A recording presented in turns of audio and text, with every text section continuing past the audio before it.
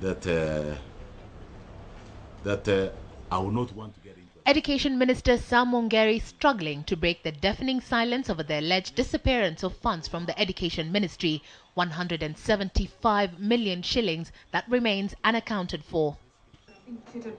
The statement by the United Kingdom's Department for Internal Development, DFID's headline, putting into context a stand that has seen them freeze a 122 million shilling funding to the education sector. We will not tolerate fraud. Please. But fraud is a word the Education Minister deliberately avoided today, choosing instead to remain nostalgic, holed up in the good old days when free primary education was the one promise the government fulfilled satisfactorily.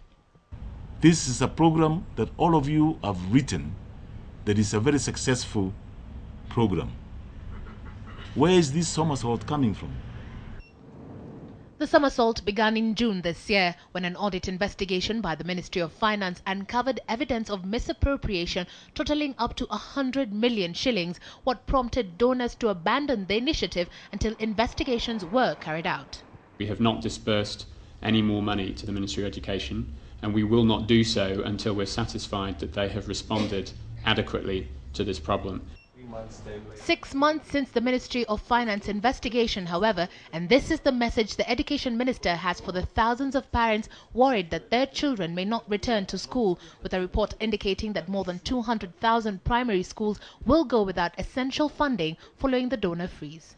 Not a single cent has been misappropriated by anybody, contrary to what is being said now.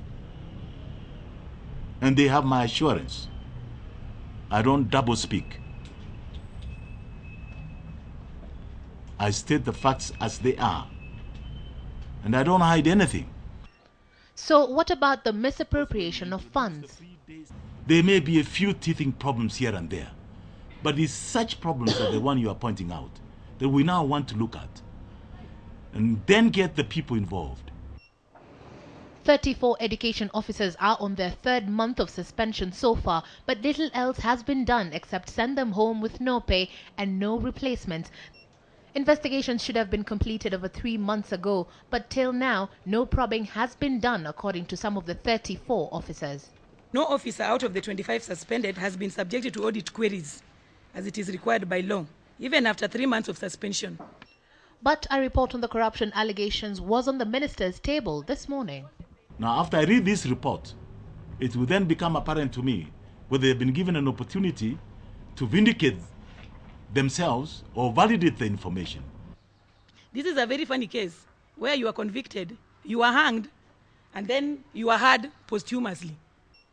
The officers are accused of having fraudulently stolen money under the guise of seminars and workshops. They, however, insist that cannot be possible without detection from top government officials. So there's no way money can leave the ministry or you can go for any without the approval of the permanent secretary. And that is why we do not want to be sacrificed as scapegoats. Nobody has swallowed that money. It is a change of tune that shows not only the workings of an unaccountable government entity, but also the laxity to find the truth ahead of the reopening of schools next year.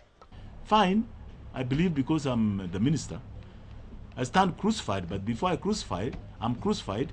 These are the facts. These are the real facts. So crucify me on other things, not these facts.